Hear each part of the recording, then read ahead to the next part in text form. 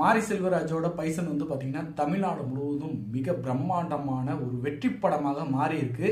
அதாவது மாரி செல்வராஜ் அவர்கள் வந்து சொல்ல வந்த கருத்தை வந்து தமிழக மக்கள் ஏற்றுக்கிட்டாங்களா, தமிழக இளைஞர்கள் ஏற்றுக்கிட்டாங்களா அப்படின்னு பார்த்தீங்கன்னா 100% தமிழக இளைஞர்கள் ஏற்றுக்கிட்டாங்க. அங்கங்கே வந்து சின்ன சின்னதாக மாற்று கருத்துக்கள் இருந்தாலும் இந்த இரண்டு சமூகத்துக்கு நடுவில் ஒரு இளைஞன் வந்து புறப்பட்டு போய் இந்தியாவுக்கு பெருமை சேர்த்த இந்த நிஜ கதையை வந்து படமாக்குறதுக்கு ஒரு மிகப்பெரிய ஒரு தைரியம் வந்து வேணும். அதை வந்து மாரி செல்வராஜ் அவர்கள் நிகழ்த்தி காட்டியிருக்காருன்னு சொல்லணும். மாரி செல்வராஜுக்கு மிகப்பெரிய பாராட்டுக்கள்.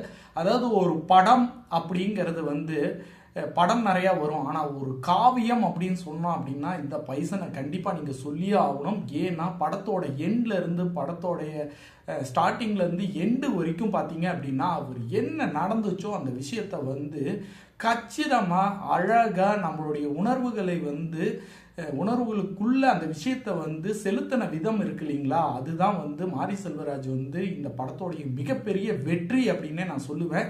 அதாவது சினிமாவை ரசிப்பவர்களையும் தாண்டி பொதுஜன மக்களையும் இந்த படம் வந்து சென்றடைவதற்கு மிகப்பெரிய காரணம் என்ன அப்படின்னு பார்த்தீங்கன்னா அது இயல்பான விஷயங்களை வந்து திரைக்கதை அமைத்தது தான். அது வந்து அதாவது உண்மையாக நடந்த விஷயங்களாக இருந்த பட்சத்திலும் அதை வந்து ரசிகர்களுக்கு பிடித்த மாதிரி திரைக்கதையில் வந்து காமிக்கிறதுங்கிறது வந்து ஒரு அசாத்தியான ஒரு விஷயம். அதை வந்து மாரி செல்வராஜ் வந்து நிகழ்த்தி காட்டியிருக்காரு. 2025 வந்த மிகவும் பிரம்மாண்டமான ஒரு கதையுள்ள ஒரு கருத்தியல் உள்ள ஒரு திரைக்கதை படம் எது அப்படின்னு பார்த்தீங்க அப்படின்னா கண்டிப்பாக இந்த பைசனை வந்து நம்ம சொல்லியே ஆகணும். இதில் மாற்று கருத்தே இல்லை.